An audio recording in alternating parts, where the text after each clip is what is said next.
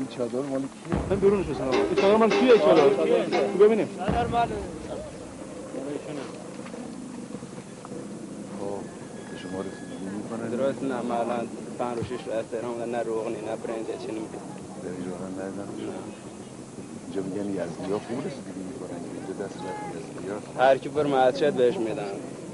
مسجد نره خب ما دستی مثلا نداریم اش گاز. و یکی دیگه برات بره بگیره. چی؟ همینایی که همسایه ها کرد. خواهی هر کسی هم برای خودش میگیره. برای شما هم بگیره. زیر آوار کجا بودی شما؟ من خونم آخر.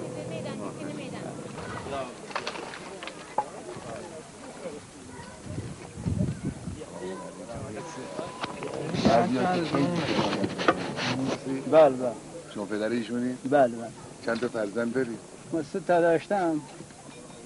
یکیش که رفته خدا انشالله به شما عوض بده، خدا انشالله اجر بده. شما کلاس چندی آقا جون؟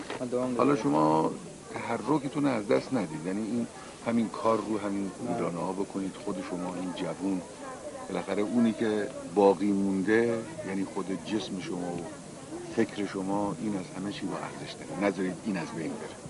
یعنی ارادتون رو، عزمتون رو با دوستانی که اینجا هستن همکاری کنید، کار کنید، تحرک داشته باشید تا اون اصل کاری براتون باقی بمونه.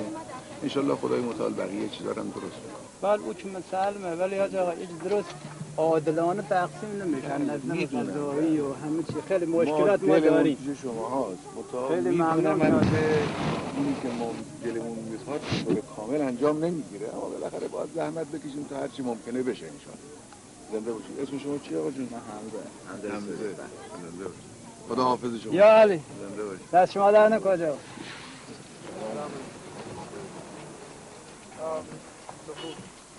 یا الله یا الله.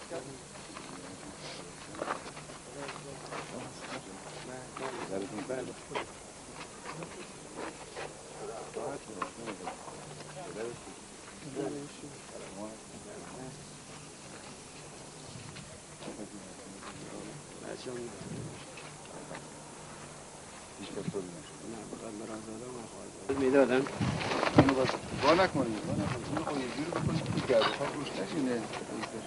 چیزی نداره ظرف نداره چیزی روی این بالاخره بپوشونید.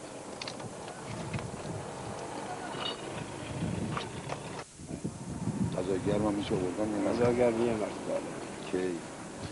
تو او هفته این هفته نگه ماشاءالله بچه هم زیاد دارید همه بچه های نه اینا مال من نیست مال همسایه مال همسایه ها همده باشید بچه شما کلاس چندی؟ راهنمایی؟ مدرسه راه افتاده یا نه؟ نه نیفتاده؟ شما چی آقا جون؟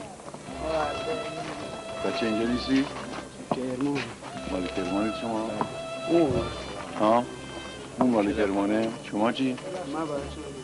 مال همین خونه هستی؟ شما کلاس چندید مدرسه میری؟ نه من تحصیل شما هم یه الان دختر بودی شمایی؟ خیلی خوش. چرا پوشیدی اینو؟ چرا از یه چادر بوده برای شما؟ بذارید بهتون میرسن؟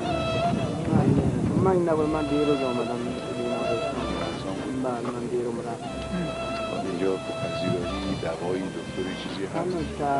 ما جای نمیده دیروز ما دیروز من رفت دیروز به ایزاره خواست سر موتور چند نفر از شما کشته شد؟